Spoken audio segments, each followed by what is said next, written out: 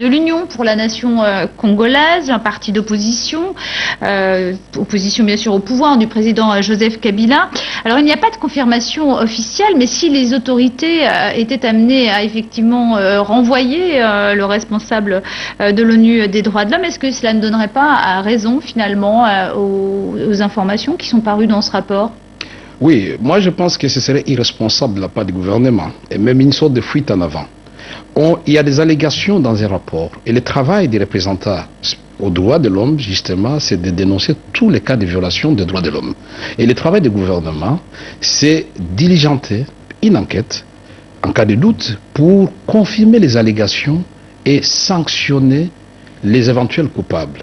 Donc nous disons, il y a de sérieux problèmes de respect d'expression en République démocratique du Congo. Il n'y a pas que les représentants des droits de l'homme. Il y a l'opposition, il y a la société civile. Et dernièrement, les évêques ont été, parce qu'ils ont pris une position dans une église à Lodja, les curés ont été lynchés par des jeunes instrumentalisés par les pouvoirs en place. Il y a de sérieuses préoccupations dans notre pays en matière de la liberté d'expression. Alors, quelle est la marge de manœuvre du pouvoir, Monsieur Caméré, puisqu'il y a la MONUSCO qui est quand même là avec ses casques bleus, c'est la force des Nations Unies. Est-ce que réellement on peut imaginer que le pouvoir congolais renvoie Scott Campbell, le responsable des droits de l'homme? Nous devons éviter d'en arriver là, parce que le Congo, c'est un patrimoine commun à tous les Congolais. Le Congo n'appartient pas à la majorité au pouvoir, et encore moins au président Kabila. Nous devons faire ce qui est bien pour les Congolais et pour le peuple congolais qui ne vit pas en autarcie. Nous sommes dans un monde civilisé où désormais toutes les populations se cohabitent. Et donc nous devons faire en sorte que le gouvernement revienne à la raison. On ne doit pas couvrir les gens qui ont pris des jeunes dans l'opération Likofi, que nous avions dénoncé alors qu'il revient au gouvernement d'encadrer ces jeunes de d'autres métiers. En 2016, il y aura des élections en République démocratique du Congo. Il y a quelques mois, Lambert Mende, le porte-parole du gouvernement, affirmait que Joseph Kabila respecterait la Constitution. Vous-même, vous vous montriez extrêmement sceptique à l'époque. Vous l'êtes toujours ? Toujours sceptique, et je l'avais dit, c'était pas de la prophétie. J'avais dit que ce que Lambert Mende a dit, il devait nous dire à quel titre il l'avait dit, en tant que porte-parole du gouvernement ou du président de la République. Il faut que le président Kabila lui-même parle. Et ce que nous faisons d'ores et déjà, au niveau de l'opposition, c'est d'augmenter la pression. Il y a eu le meeting, il y a eu la marche de l'opposition, il y aura sit-in le 20 prochain, c'est-à-dire ce lundi, et nous avons tout un calendrier pour faire toutes les provinces de la République démocratique du Congo, parce qu'il est inacceptable que le président de la République qui a prêté serment, lui qui a promulgué la Constitution, de faire respecter la Constitution, qu'il soit le premier à la violer.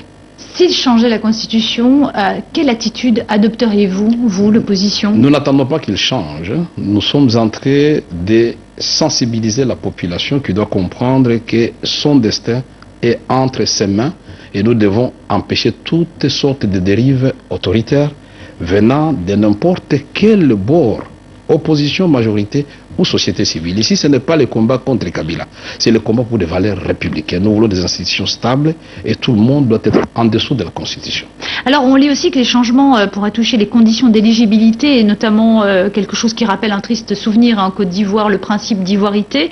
Vous redoutez, vous, une telle modification qui vous éliminerait peut-être de la course, puisque je crois que votre grand-mère était rwandaise? Non, ça c'est une affirmation gratuite déjà qui veulent nuire. Ma grand-mère serait rwandaise, je n'en rougirais pas, mais malheureusement tel n'est pas le cas. Mais je suis contre toute forme de discrimination et que dans notre pays, il est clair, la Constitution actuelle dit que pour être candidat, il faut être congolais de père et de mère. Donc ça n'a pas changé et nous ne voulons pas de modification de notre Constitution actuelle. Merci beaucoup Vital Caméré d'être venu sur le plateau de TV5 Monde. Merci d'avoir accepté notre invitation. Merci beaucoup. Les députés ont jugé recevable en République démocratique du Congo mercredi 15 octobre le projet de budget 2015. Le Premier ministre Matata Ponyo propose un budget chiffré à 9 milliards de dollars, un budget dont les recettes proviennent à 79% des ressources internes et à 21% des ressources externes. Et pour en parler, nous recevons sur ce plateau Monsieur Vital Caméré, membre de l'opposition et président de l'Union pour la nation congolaise. Monsieur Caméré, bonjour. Bonjour. Alors ce budget, comment vous l'analysez? D'abord, ce budget est inconstitutionnel, présenté par un gouvernement démissionnaire qui expédie des affaires courantes depuis une année. Ce budget, comme le budget précédent, ne va pas être exécuté dans le respect de la loi des finances. Parce que le budget passé, nous avons vu d'abord 25 millions de dollars pour arranger le bureau du Premier ministre, 80 millions de dollars qui ne sont inscrits dans aucune rubrique budgétaire, qui ont été décaissés, donnés au privé pour créer un parc agricole dans les Bandundu. Et au Katanga, aujourd'hui, nous savons l'accroissement de la production de cuivre est plus que jamais visible, mais qui rivalise malheureusement avec l'accroissement de la pauvreté de tous les Congolais, des Katangais en particulier. Et justement, est-ce que ce budget ne pourrait pas influer sur les conditions de vie des Congolais? Justement, c'est là tout le paradoxe. Ou alors, l'argent effectivement entre dans la caisse de l'État et est détourné à d'autres fins, ou l'argent n'entre pas. On doit nous dire la vérité, parce qu'on parle de taux de croissance les plus élevés d'Afrique. En même temps, nous avons le taux de pauvreté le plus élevé d'Afrique. Le budget, c'est une loi de finances qui doit être respectée. Ces entreprises minières ont été réunies pour créer ce qu'on appelle basket fund, c'est-à-dire de l'argent pour préparer les référendums afin que le président ait la possibilité de se présenter. Nous dénonçons ce genre de pratiques. Ça a été présenté par Mediapart. Nous avons dans les budgets passés de l'argent qui était destiné à l'opposition, qui n'a pas encore jusqu'à ce jour de porte-parole. Mais on a vu 200 millions de francs congolais qui a mouvementé ce compte et qui a bénéficié de cet argent.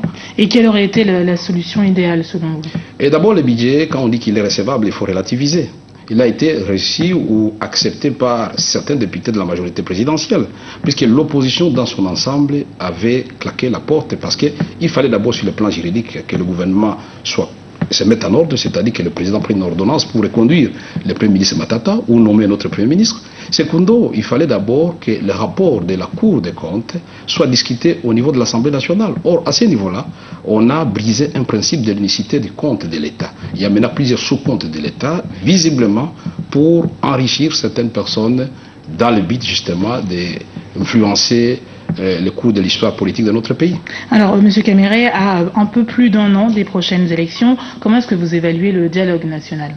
Ouais, nous avons appris que dans une émission à la télévision nationale privée à Kinshasa, et puis reprise au niveau de la télévision nationale, que le ministre de la Communication, porte-parole du gouvernement, en même temps porte-parole du président de la République, aurait dit que le président serait favorable au dialogue conduit par M. Tshisekedi au niveau de l'opposition et M. Vital Kamerhe. Vous semblez sceptique? On n'est pas sceptique parce que nous sommes pour la construction. Mais nous disons, le président doit se rappeler qu'il y a l'accord cadre d'Addis Abeba, il y a la résolution 2098 qui fixe les cadres de ces dialogues. Et ces dialogues ne peut porter que sur les conséquences des mauvaises élections de 2011 pour les éviter en 2016. Ces dialogues doivent porter sur le bon fonctionnement de la CENI et sur la non-révision de la Constitution, et que nous ayons l'occasion de dénoncer ce qui vient de se passer dans notre pays. L'insécurité à l'Est, et les évêques, pour avoir donné leur opinion, aujourd'hui sont les représentants discours aujourd'hui déclaré persona non grata pour une opération qui avait été mal menée par la police congolaise des jeunes. Au lieu de les encadrer, on a voulu nettoyer la capitale des jeunes désœuvrés, et nous dénonçons cela. Monsieur Scott Campbell a fait une déclaration qui traduit la réalité. On devait poursuivre plutôt les gens qui sont cités dans ce rapport. Eh bien, Monsieur Caméré, je vous remercie. Je rappelle que vous êtes membre de l'opposition et président de l'Union pour la nation congolaise. Merci, madame.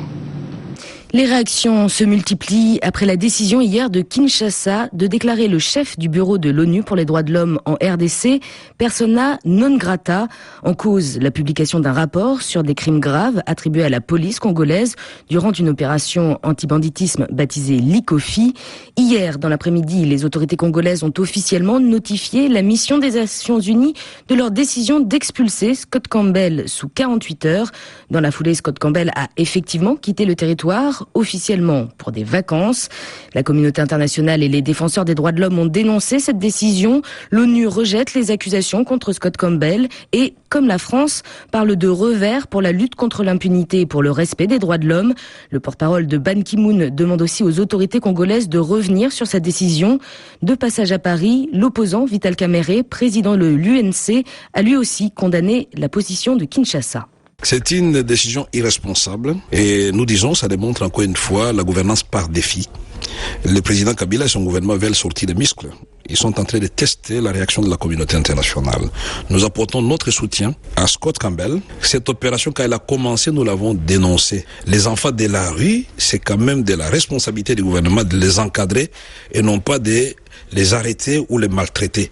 Il fallait recréer le service national comme ce fut le cas avec Mouzé et Laurent Désiré Kabila. Ces enfants-là, il fallait les former et les réorienter dans les métiers pour qu'ils deviennent des bras pour le développement du pays. Donc on ne peut pas aujourd'hui se prévaloir de ses propres turpitudes et jeter comme ça en pâture M. Scott Campbell. C'est le gouvernement qui n'a pas fait son travail ou qui l'a mal fait. C'est une bavure au niveau du gouvernement, ce qui s'est passé avec l'opération Likofi. Il y a un rapport de la MONUSCO. On ne doit pas prendre une décision comme ça de façon épidermique. On doit mener une enquête sérieuse. Si c'est établi, on doit punir les gens. On ne doit pas couvrir les malfaiteurs. C'est ça qui doit se faire, à mon avis. Vital Caméré au micro de Sonia Rollet.